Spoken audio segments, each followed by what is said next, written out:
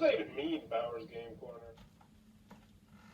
Always. Now I could run out to Acme. Ahoy there, YouTube! I'm Brandon. This is Forrest. Hey! He has this channel. We are back again today for more of the top 100 games of all time, at least the ones that I like and put in my top 100 games of all time. Because that's what the point of this is. Here with my good friend Brandon. We're going to be talking about my number 60 through 51. We are closing in on my top 50 games of all time. We got some new ones, we got some old ones. Let's get started with an honorable mention, though. For this honorable mention, I have Tragedy Looper from Z-Man Games. It's another one of those games that I've only played once, but wow, just blew my mind. It is so different from anything I've ever played. I played this at Gen Con on a demo, I'd heard about it.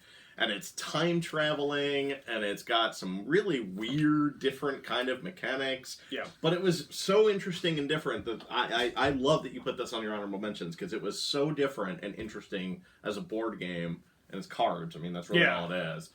But it was solving awesome. mysteries. Yeah. The thing is, time travel is a very difficult thing to cover in anything. In movies, in board games, I'm in looking books. at you, Flash, on the CW. Sheesh. Okay. Go on. But they nailed it with this game. They did. The time travel in this game this is one of those games flows. that even if you have no interest in the game, I feel like this is one of those games that you should try at least once just to be like, wow. If you walk by and you were like, what is going on? And you sit there and be like, oh crap, oh, that's the killer? Oh, and it's like, yeah, absolutely. This is on my list for like, eventually I'd like to get. I don't know about replay value. Because, I mean, there's like 10 scenarios or something like that. I mean, I'm sure there's more. You could. Well, they take like 2 or 3 hours a pop, I think. Oh, did they? Okay. Yeah. But, yeah, solid honorable mention. We talked way too much about that. Go on. All right. Hey, there's no such thing. Moving on to number 60, we have Dominion from Rio Grande Games. I don't currently have it right now because my buddy's borrowing it. This is a game that I'm never going to get rid of. Somebody asked you, top 5 games you would take to a deserted island. This is always going to be one of my answers. Dominion with the expansions. With expansions, right? obviously. But it is the original deck builder. Donald X. Vaccarino nailed it out of the park. And yes, it has no theme. But the fact is, they kept putting out expansions. And take note, game companies, when you keep doing that, that means people keep those games. Keep it alive. I mean, that's why Catan was on my list earlier, because I want to play through all of those expansions. And likewise with Dominion. I played through all the expansions. I loved all the expansions. Rock solid, super simple, just deck building at its finest. 8 expansions, I think. Just not much I can say about this. I've really only played the original with the. I don't even remember what the expansion was. But it was one where it was like, oh man, that was fun. I really enjoyed that. Let's play that again. Like I want to come back to it. I own it and we haven't played it. So I bought it. I was like, I'm going to get the base Dominion. And I got it for super cheap, and we still haven't played it, but it's a great game. It's good. It's every really game's different. I mean, that's why I take it on a desert island. Lots of variability. Always mixing new cards. Really enjoy that one. Another one on this particular list has a lot of variability, too. If you come out with expansion, Space Cowboys! Wait, what? We'll talk about that later. Okay. All right. Number 59, another one that I do not own because I'm cheap. Okay. I've actually given away 2 free copies of it, though, so that kind of counts. Codenames from CGE, which the word one or the picture one? Word one. I've not played the picture one. I've not played the picture one either. I had predicted that it was going to be huge in our Gen Con video. It's not huge. It's not huge. I imagine the sales might differ. Well, maybe. I don't know. I have no idea. I definitely don't. Well, here's the thing. If you compare it to the original Big Brother, yeah, Codenames. Like, I still remember being at Gen Con, and Codenames, they had so many of them that just sold out. They were gone. Instantly. And just every single person was playing. I remember walking around Gen Con and seeing a lot of people playing Codenames. So in case you don't know what it is, it's a bunch of words on a grid, and one person is trying to get teams to guess the words, essentially, by giving hints. And they'll say, like, red 2. And there might be like Russia and crayon on the board or something like that, and they're gonna point at them and try and figure it out. It's really easy, good social game, good group game, low barrier to entry. I like it. I don't mind it 3 players because really being here's the thing. Oh yeah, 3 would make sense. Being the person who gives the clues, you are in the game. Like you don't think you're in the game. Like you are the hardest working person. Like thinking of those clues, especially when you've been drinking. Oh my god! I think the only downside to Codenames that I can think of is it works best at an odd number of people. So like 5 or 7 Yeah. or something like that, because otherwise you've got a mismatched balance on the teams. I don't know how it works in like 4. Well, How I would just it had an work? epiphany. Okay. I think it would actually work better if you had 4, if you had 2 people as the code tellers. You could work together, because that's the hardest part of the game. Telling the clues is the hardest part of the game. That's actually not a bad, that is a pretty good epiphany, man. That's, you should sell that or Thanks, something. Juicy Juice plus Skull Vodka.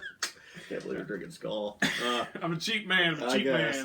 man. All right, moving on to number 58, another game that I know you really enjoy. Super excited about this That one. is World Championship Russian Roulette from Tuesday Night Games, who, by the way, Tuesday Night Games, you're 2 for 2. What was their other one? I don't know what they're... Oh, wow, on this list. Oh, yeah. So Russian Roulette is this really fun bluffing game. It just came out this year, and it's probably going to be in my top 10 games of this year. And it's super simple. Easy to learn, easy to teach. It's just push your luck. How far do I think I can go before I am going to accidentally shoot myself in the head? Because it has the theme in there.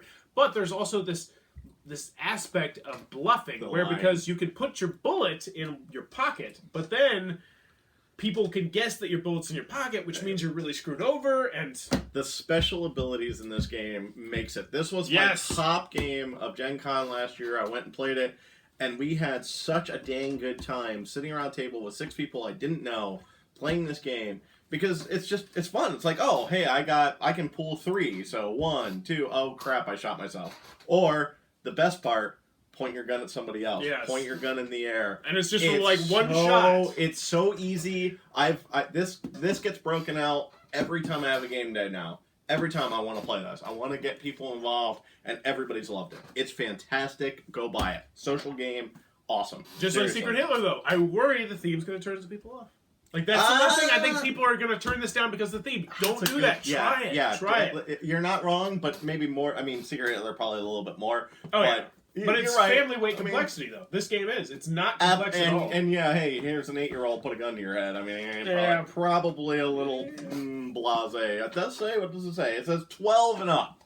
So I guess like a 12-year-old wouldn't know to shoot themselves in the head, I would hope. I would hope so. It's like 5th or 6th grade. All right, so moving on to 57, probably the most popular, debating this, but that is Lords of Waterdeep. I'm not going to tip it because I don't want to knock everything out. Yep. I love Lords of Waterdeep. I do not own the expansion, but I played it numerous times on expansion iOS because I have an iPad. Ooh, how fancy. Shooting on it right now. Come on, Apple, send us some money. Yeah, that'd be great. Or just more school. Lords of Waterdeep is a fantastic worker placement game. We're going to be placing workers. It has a very loose Lords of Waterdeep, or Dungeons & Dragons theme. Even though, honestly... Loose? No, not loose. Not at all. If you do not... Well, here... Okay. I'll put it like this. This game straddles a very good line. Okay. If you love Dungeons & Dragons, you will know the theme and be like, oh, that's really cool. If you do not know Dungeons & Dragons... Doesn't matter. It doesn't matter to you. That's there's a lot of games... Like, I played this game called Florenza recently. It's actually over there. We're going to trade it. It's a fantastic game. The theme comes across really well if you know about art history. If you don't, it's just an incredibly dry game. And this comes across if you know Dungeons & Dragons. But it's still a great game either way. I mean, it's immensely popular. The expansion adds on to it. Highly recommend the expansion. But even just the base game. I won't turn down the base game. Plays 5 players very well. Wonderful.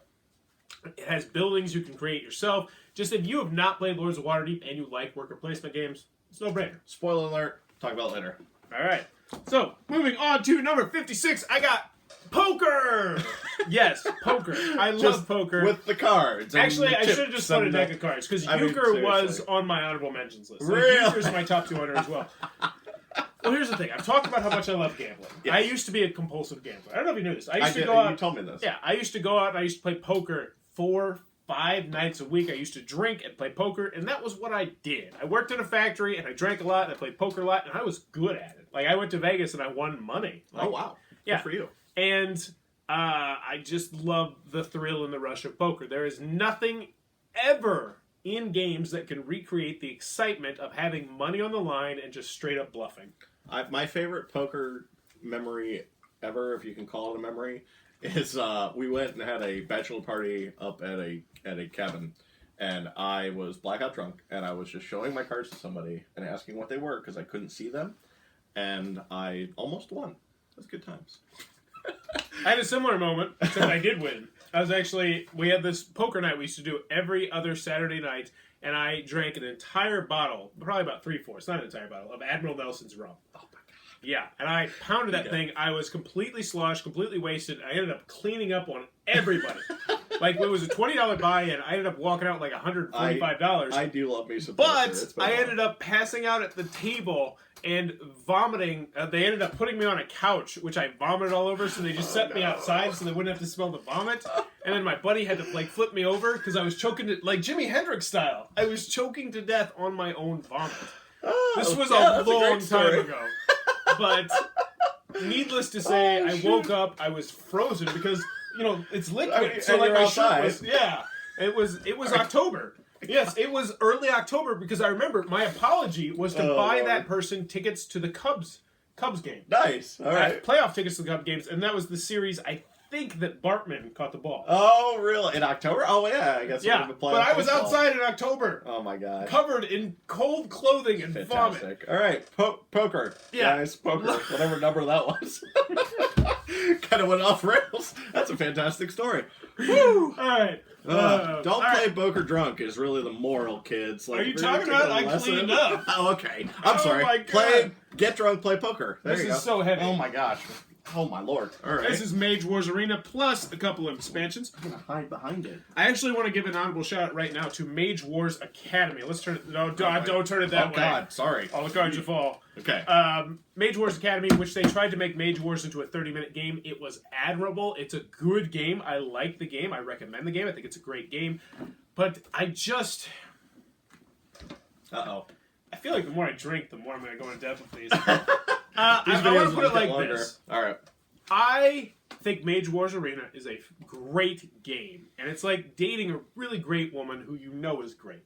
Or man, whatever. Whatever. We don't judge. But Mage Wars Arena, the original one, is the 2 to 3 hour beast where it's just like, oh god, that was the best of my life. I love being with Mage Wars Arena and just, I'm sorry, Mage Wars Academy, you're so good and I know you're perfect and you're gonna be somebody's forever, but Mage Wars Arena for me is just too good. Just building your decks and just unlimited possibilities of what you put in your deck. Do you want a lot of small things? Do you want some big beefy monsters that are just gonna crush everything? But once they're gone, they are gone.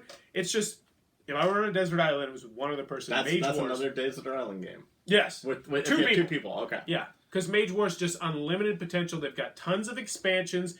Even Mage Wars Academy, you could integrate into Mage Wars. They made it nice and easy. The original Mage Wars, I love this game. Can't wait till my kids are older so I can play it with him. Yeah. Mage Wars Academy, if you routinely play with 2 players and you are not... If you're down for a 60 to 90 minute game when you have 2 players, once you know what you're doing, highly recommend. First 2 couple games are 2 to 3 hours, but after that, once you understand what's going on, got it. All right, I need a cigarette. All right, and we're not even in the top 50 yet. And I don't even smoke. All right, moving on to number 54. We have another one from Tuesday Night Games. Hey guys, I got to share this video with you. 2 rooms and a boom. Fantastic. Excellent. This is an amazing large group social deduction game. Mm-hmm. And once again, it tried to fix all the faults with Werewolf. This one in particular, no player elimination and time period. This has a very strict set time period. What, 20 minutes roughly? 7 to 20. 7 to 20. Okay. Now, that being said, it doesn't play that well with the lower player counts. You want the higher player counts. Tons of rolls. They did really well in the Kickstarter. Like, it blew up, so they're plastic cards, which is fantastic. Nice. If you routinely have parties and they go into large groups, it's a great one. It's pretty easy to learn and pretty easy to teach, easy to understand. Just it's a fantastic large group social deduction game. I've played this a few times. I have a minor critique, and that is like you get a color or a roll, and it's like, well, I can either show you exactly who I am, so I'm the president or something, and the president will be blue, or you can say I'm blue at least. And part of it, to me, is a little silly because you don't really have any other options. It's like you have to talk about it and be that. But I really like my favorite mechanic in this is where you've got 2 separate groups in 2 different areas, and you switch people. That's cool. So it's like, hey, I don't like that person. I think they're bad. Get them over there. You're trying to get the president and the bomber together, or you're trying to get the Romeo and Juliet one is fantastic. So that's one of my favorite The gray special cards. rolls. The gray cards the really gray add to this cards really do it. But this is a super solid, social, fun, easy, absolutely solid pick. Good pick. All right. Great game. Good job Tuesday night. Yes. Send Can't us wait to stuff. see their next game. Yeah. Next one, number 53. You want to talk about small box games? Oh my gosh. BattleGoats. I'm gonna smile super big right now. This is cardboards. fantastic. Alright, so BattleGoats was a So silly. Kickstarter, and it is a very simple game where you're going to be dealt cards and you're going to form a 9x9 grid. The best thing about this game is the fact that A, it plays up to 6 players, and it plays up to 6 players This plays well. up to 6? Yes. Are you serious? Oh, And man. every single card in this game is different and unique. Every leader in this card is different and unique. And it's just a simple game of on your turn, you say, I am going to go fight this card right here. They flip over that card. You fight. One card lives, one card dies, or potentially both die. And you continue onward. A little bit of memory, right? If I remember correctly. Yeah, there's definitely some memory. It's a minor memory. Not much. Yeah. But tuck box like this, I really would love to see this game take off like Star Realms. The fact that you put this on the list is great. I love this. It's almost in my top played 50. this once, This gets played and it was awesome. routinely at game night. It's just it's so simple, easy to learn, easy to teach, tons of special abilities. Really love BattleGoats. They also have a Kickstarter expansion coming out soon. Oh, really? So. Oh, I might have to get on that. Be sure to check that it was out. so awesome. All right, so Elysium from Space Cowboys is my number 52. I talked a little bit earlier a little bit about this. So in case you don't know, Space Cowboys, they are Splendor. They made Splendor. Oh, okay. This was their next game, and this game is absolutely outstanding. It is a game where you are going to be you're going to be purchasing cards. So there's going to be a whole bunch of cards out in front of you, and you can purchase the cards, and a bunch of the cards do different special abilities. And there's different families, and each family plays differently. So there might be the blue family that's all about attacking, and there might be this other family that's all about moving people down into your Elysium, or there might be this other family that's all about doing wild card, crazy stuff. And it is such a fantastic game. It's simple to learn. It's got a really interesting purchasing mechanism where you're going to have these big, chunky wooden pieces that you're going to purchase cards. And I just love this game, but this is a game that needs expansions. Like, straight from the box, you can definitely play this forever, but it needs expansions if it's going to have longer legs. Elysium Space Cowboys, love this game. And number 51. Cash and Guns. I'm going to put second edition because I do like the second edition better? Okay. I was wondering. Cash and Guns, second edition, Repros Productions. Fantastic family game if you don't mind your kids pointing guns at you. Fantastic party game. Very simple game. Easy to learn, easy to teach. You are going to point guns at people. You're either going to boom them or click them. And then you are going to draft cards out of the middle if you are alive. It's got like this cool aspect of chicken. What do you love this game? I actually like the first edition better. Really? Honestly, it's simpler. I don't know why, but the second edition is great. You love being the mayor. Yes. Where you can force, or well, not the mayor, is it the mayor? The Godfather. There you go. Where you can be like, no, you're pointing your gun at them instead. This is awesome. Yeah. Cash and Guns is a fantastic, easy, social, very fun. You're pointing guns at people. You're bidding. You're betting. It's More players, awesome. the better, too. More players, the better. Drinking. I mean, this is an easy drinking game because all you're doing is playing cards and pointing guns. It's easy. Awesome. Great game. All right, Good pick. Cash and Guns. My number 51. Stay tuned as we move on to my bottom 50 top 50 Only got games of bottom all 50 top time. And as always, thanks for your time, YouTube.